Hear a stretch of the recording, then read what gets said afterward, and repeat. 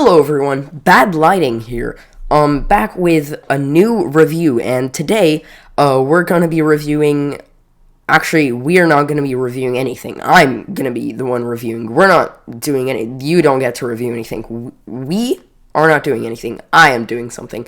Today, I am reviewing the new album by The Weeknd called Don FM. Now, Abel Tesfaye, known as The Weeknd, has an interesting discography, with his newest record being kind of similar to his last, being After Hours, because of the 80s aesthetics presented and just kind of like the new wave, synth wave, whatever you want to call it, aesthetics. And I actually really liked After Hours. I thought it was pretty stellar, great tracks all throughout, really popular, which didn't surprise me because it's really listenable.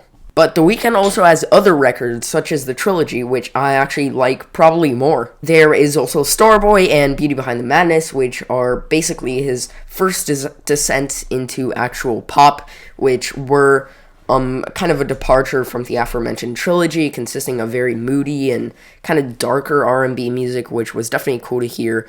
But introductions aside, let's just get straight into the review of Don FM, and sorry once again for the bad lighting. It's really bad, I'm sorry. After the kind of throwaway short opener being the title track, we get the song Gasoline, which has a dope beat and a really cool spacey production to it. What I don't really like that much are Abel's vocals most of the time. Call me a sour grape or whatever, but I just don't really like them. They just kind of sound like drunk in a way. However, they sort of work because on the track, it's kind of meant to sound weird. But other than that, the track is pretty good and an absolute bop. Not one I personally see myself returning to that much. Compare that to a song like Save Your Tears or Blinding Lights on After Hours.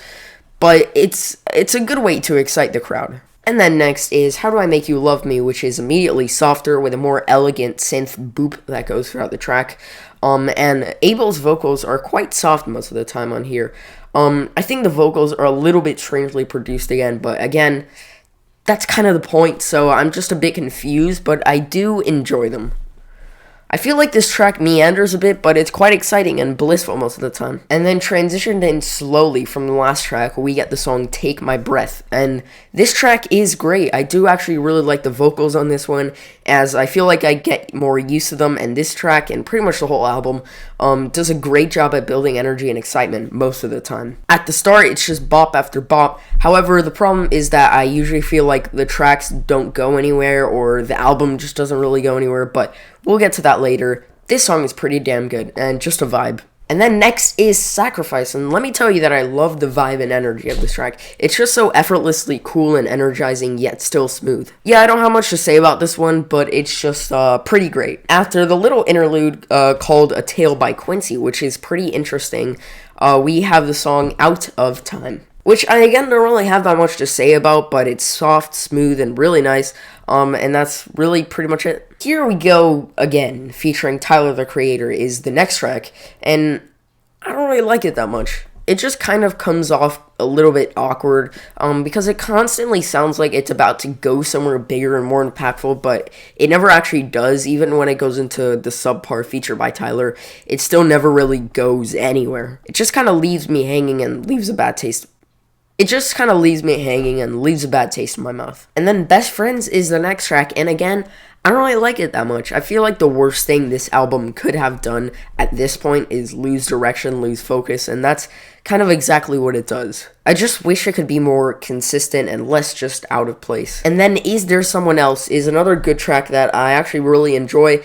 It's blissful, it's nice, and really well produced. Not much else to say, but yeah, this track is good. And then once again, getting transitioned into by the last track, which I always appreciate, is Starry Eyes, and it's just kind of tiring. The whole momentum of this album feels like Abel ran out of good ideas that all work together, because believe it or not, albums are kind of like a puzzle. If you go for one artistic direction, you kind of have to make sure all the pieces fit in with each other and paint one consistent picture. But to be honest, this record at times is a little bit out of whack. I'm sorry. And then there is Don't Break My Heart, which is kind of mellow and not super exciting for me, and it just doesn't do much for me, personally. It's certainly not my least favorite or anything, but it's a little bit iffy. And then I heard You're Married featuring Lil Wayne is just not a very great track. The choice to include Lil Wayne just completely bewilders me as he does not fit into this track in the slightest. And then there is Phantom Regret by Jim, which is the closer, and it points out another weird issue on this record that I just mentioned, but what are these feature choices? Like, Tyler did not really fit in. Maybe it's just his verse, but I don't really feel like Tyler, the creator, would really fit into an album like this. Lil Wayne definitely did not. And then Jim Carrey, really? I know the two are like friends in real life, but this is like when your friend who isn't a musician or musically, involved at all, creates a verse for your record, and instead of declining, you just kind of awkwardly add them at the end. It's just a little bit odd. I mean, Jim Carrey, I love Jim Carrey, right? Everyone does. But does he really fit into this record or this song at all? No. The answer is obviously no. So, what do I think about this record? It starts off very strong and has really great instrumentals all throughout. Seriously, like, whoever worked on this record productionally should give themselves a pat on the back because this is pretty great instrumentally. Just on paper, very good. However, it loses direction very quickly, and at times I feel like it's quite boring, not super interesting at all, and I feel like that's kind of the worst thing that a piece of art can do. To conclude, I just didn't like it as much as After Hours. I feel like it could have done with some more trimming of the fat, maybe a little bit, and a little bit more, focus on these tracks. Obviously, this will still do amazing critically, and commercially, mainly commercially, but I just, I don't know. I'm a little bit mixed on this. I do still like it, of course. It's still The Weeknd. Usually The Weeknd is very good, especially since Beauty Behind the Madness. He's always had that's the little specialness about him. But this record could have done a little bit better. I'm feeling a strong 6 on this one. Yeah, I'm sorry. And that's pretty much about it. See you guys. Love you all. First review of 2022 out. And yeah, peace.